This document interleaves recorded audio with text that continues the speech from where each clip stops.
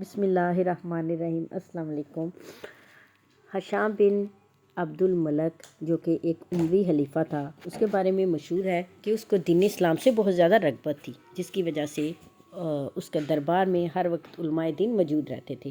اور اس چیز کو دیکھتے ہوئے ایک دفعہ ایک رومی راہب جو ہے وہ دربار میں آ گیا، اور اس نے آ کے خلیفہ ہشام بن عبد الملک سے درخواست کی کہ میرے کچھ سوال ہیں جن کا جواب نہ تو مجھے کسی عیسائی سے مل سکا، نہ ہی دوسرے مذاہب کے لوگوں سے۔ میں چاہتا ہوں کہ آپ مجھے اس کا جواب اپنے علماء سے لے کے بتائیں۔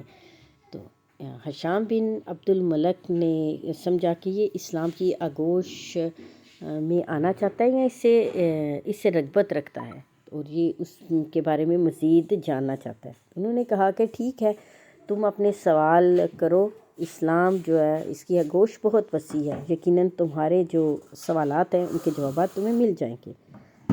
لیکن جب اس نے سوال کیے تو اس سے ہشام کو اندازہ ہو گیا کہ یہ اصل میں مناظرہ کرنا چاہتا ہے، اور جب اس نے اپنے سوال رکھے تو وہاں پہ تجسس کی بجائے جو علماء کرام تھے ان کے چہروں پہ غیظ و غضب نظر آنا شروع ہو گیا۔ تو سوال کچھ یوں تھے۔ سب سے پہلا سوال اس نے کیا کہ بتائیں کہ خدا سے پہلے کیا تھا، اور دوسرا سوال یہ کہ خدا کا رخ کس طرف ہے، اور تیسرا سوال کہ خدا اس وقت کیا کر رہا ہے۔ اب وہاں پہ علماء دین مختلف جگہ سے آئے ہوئے تھے، بیٹھے ہوئے تھے، سب نے اپنے اپنے علم کے حساب سے اس کو جواب دیے، لیکن مختصر یہ کہ کوئی بھی اس کو مطمئن نہ کر سکا۔ جب مطمئن نہ کر سکا تو ہشام بھی پریشان ہو گیا کہ اگر اس کو ایسے بھیج دیا جائے تو یہ ہمارے دین اسلام کے منافی ہے۔ انہوں نے کہا کہ اسے 3 دن کے لیے تم ہمارے شاہی دربار میں ٹھہرو، اور ہم اتنے عرصے میں تمہارے جوابات کے لیے دوسرے علماء سے اس کا جواب جو ہے وہ تسلی بخش جواب تمہیں دلواتے ہیں۔ ہشام پر عجیب مایوسی کی کیفیت طاری تھی۔ وہ نہ تو راہب کو ہلاک کروا سکتا تھا اور نہ ہی اس کو ایسے بھیج سکتا تھا۔ وہ بہت زیادہ مایوس تھا۔ اتنے میں دربار میں سے ایک آدمی اٹھا اور اس نے کہا کہ میں ایک کوفی تاجر کو جانتا ہوں جو اس کے پاس علم اور عقل اتنی ہے، یا اپنی علم اور عقل کی بدولت اس نے خشک اور بنجر زمینوں کو بھی ذہنوں کو بھی سیراب کر دیا ہے۔ خلیفہ اس کی اس بات سے کچھ خاص مطمئن نہ ہوا، تو جب وہاں پہ بیٹھے ہوئے لوگوں نے حوالہ دیا کہ وہ حماد بن ابی سلیمان رحمۃ اللہ علیہ کا شاگرد ہے، تو اس سے تھوڑا سا اس آدمی کا، اس خلیفہ کا ذہن مطمئن ہوا، اور اس نے کہا کہ اس کوفی تاجر کو جلد سے جلد یہاں لایا جائے۔ جب کوفی تاجر کو دوسرے دن دربار میں بلایا گیا، دربار دوبارہ لگا، ہر وزراء، علماء، راہب ہر ایک اپنی نشست پر بیٹھا ہوا تھا۔ تو کوفی تاجر نے اسلامی طریقے سے، بڑے اچھے طریقے سے آ کر سلام کیا اور کہا کہ مجھے یہاں کس لیے بلایا گیا۔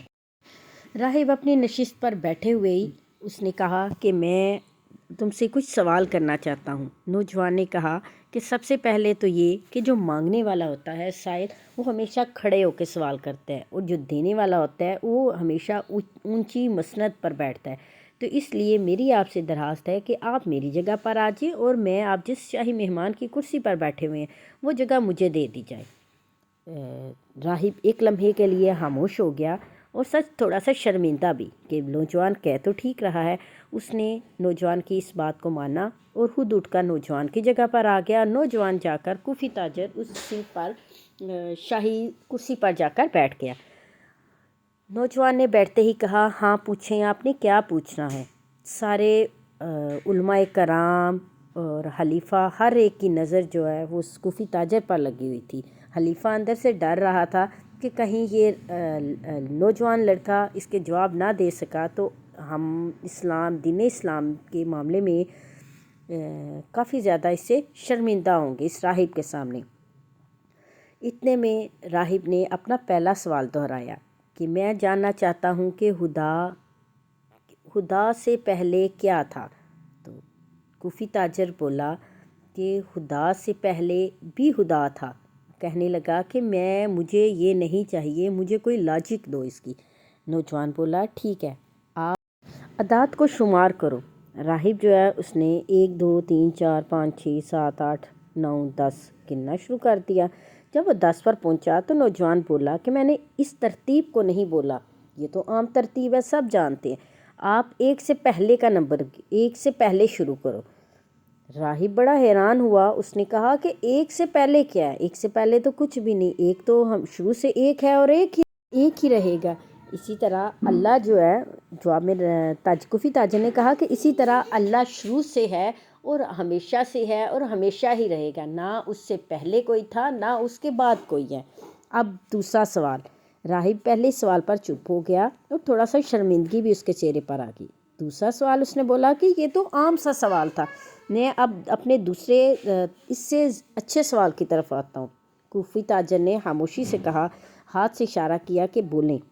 دوسرا سوال راہب نے بولا کہ میں پوچھنا چاہ رہا ہوں، جاننا چاہ رہا ہوں کہ خدا کا رخ کس طرف ہے۔ اس بات پر تاجر جو ہے اس نے بولا کہ خدا کا رخ تو ہر وقت ہر جگہ موجود ہے۔ ہمارے قرآن پاک میں ہے کہ اللہ تعالیٰ کی ذات تو وہ ہے جسے نہ اونگ آتی ہے نہ نیند، تو اللہ تعالیٰ اپنے رخ جو ہے وہ ان کو تبدیل نہیں کرتا۔ اللہ تعالیٰ نہ ہی کوئی انسانی جسم ہے، انسانی مجسم ہے کہ اس کو اپنی باطنی یا ظاہری کیفیت چینج کرنی پڑتی ہے یا تبدیل ہوتی ہے، وہ تو ہمیشہ سے ہے، ہمیشہ رہے گا۔ راہب بولا کہ یہ جواب تو سب دیتے ہیں، مجھے اس سے کچھ لینا دینا نہیں کہ خدا کا جسم ہے، خدا نور ہے یا خدا کیا ہے، مجھے بس سمپل یہ بتاؤ کہ خدا کا اس وقت رخ کدھر ہے۔ کوفی تاجر بولا، اگرچہ ہمارا خدا اس مادی چیزوں سے بہت اونچی چیز ہے، لیکن تمہارے چھوٹے ذہن کے لیے اس کو سمجھانے کے لیے میں ایک ادنیٰ سی مثال پیش کروں گا، حالانکہ اس مثال کا اللہ کی ذات کے ساتھ تعلق نہیں، یہ صرف تمہیں سمجھانے کے لیے۔ ایک شمع لائی جائے۔ کوفی تاجر کے کہنے پر فوراً دربار میں ایک عدد موم بتی لائی گئی اور اس کو جلایا گیا۔ جب اس کو جلایا گیا تو کوفی تاجر بولا راہب سے کہ اب مجھے بتاؤ کہ اس شمع کا رخ کس طرف ہے۔ کوفی تاجر ایک دم سٹپٹایا اور بولا کہ شمع کا رخ بھی کبھی ہوتا ہے، شمع تو اپنی روشنی سے جب یہ جلتی ہے یہ تو چاروں طرف کو روشن کرتی ہے، ہم کبھی بھی کسی لمحے بھی اس کا رخ جو ہے وہ اس کو جج نہیں کر سکتے کہ ایگزیکٹ یہ کس طرف اس کا رخ ہے۔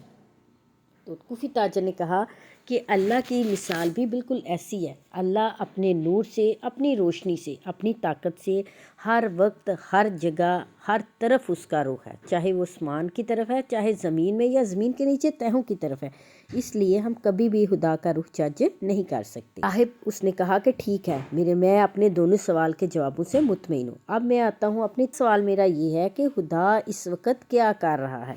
کہا کہ نہ تو وہ کوئی جسم ہے اور نہ ہی کوئی ایسا کہ اس کو ایک کام کی طرف وہ دھیان کرے گا تو دوسرا اس کا پیچھے ہو جائے گا، اور ہم کبھی بھی نہیں دھیان کر سکتے کہ ایگزیکٹ اللہ تعالیٰ کس کام کو چھوڑ کے یا کس کام میں لگا ہوا ہے۔ راہب فوراً بولا کہ مجھے اس سے کچھ لینا دینا نہیں کہ تم اللہ تعالیٰ کو انسانی تو مسلمان جسم سمجھتے ہو یا مادی چیز یا کیا چیز تم سمجھتے ہو، یا تمہارے خیال میں وہ صرف نور ہے، مجھے اپنے سوال کا جواب چاہیے جو میرے دل و ذہن کو مطمئن کر سکے۔ کوفی تاجر بولا ٹھیک ہے، میں تمہیں اس کا جواب دیتا ہوں۔ اللہ تعالیٰ اس وقت ایک عزت والے کو اس کی عزت سے نشست سے اتار کے اس نے میری جگہ کھڑا کر دیا، اور ایک عام سے شخص کو، ایک عام سے بندے کو جس کے نام سے بھی لوگ واقف نہیں، اس کو اٹھا کر اتنی بڑی عزت دی اور اس شاہی کرسی پر بٹھا دیا۔ تو میری اللہ کی ذات وہ ہے کہ جس وقت چاہے، جس لمحے چاہے، جس کو مرضی جو مرضی عطا کر دے اور جس سے جو مرضی چھین لے۔ تو اللہ تعالیٰ ہر وقت کسی نہ کسی چیز یا کسی نہ کسی معاملے میں مصروف رہتا ہے، اس کو معاملے میں مصروف رہنے کے لیے کسی ایک بندے یا کسی ایک چیز کی ضرورت نہیں، وہ جب جہاں چاہے کتنے معاملوں میں مصروف رہے یا جو کرے وہ بہترین کر سکتا ہے۔ تو راہب اس کی یہ بات سن کر بھی حیران ہو گیا اور اس نے کہا کہ میں واقعی دین اسلام اور اس نوجوان کے علم و فراست سے بہت زیادہ متاثر ہوں۔ تو مجھے میرے تینوں سوالوں کے جواب مل گئے ہیں۔ اور کیا آپ جانتے ہیں کہ یہ کوفی تاجر کون تھا؟ یہ آج کے وقت کے یا اس وقت کے امام ابو حنیفہ، جن کے ماننے والے کی تعداد جو ہے وہ بھی معلوم نہیں، اور ان کے علم سے دنیا جو ہے وہ فیض یاب ہو رہی ہے۔ امید ہے آپ کو یہ امام ابو حنیفہ کا ایک راہب کے ساتھ مناظرہ اور وہ سوالات جن کے شاید آپ کے یا میرے ذہن میں بھی کچھ سوالات تھے یا کوئی ہم سے سوال کرے تو ہم اس کا جواب نہ دے پائیں، تو آپ جان کے ہوں گے۔ ویڈیو کو لائک اور شیئر کیجیے گا۔ شکریہ۔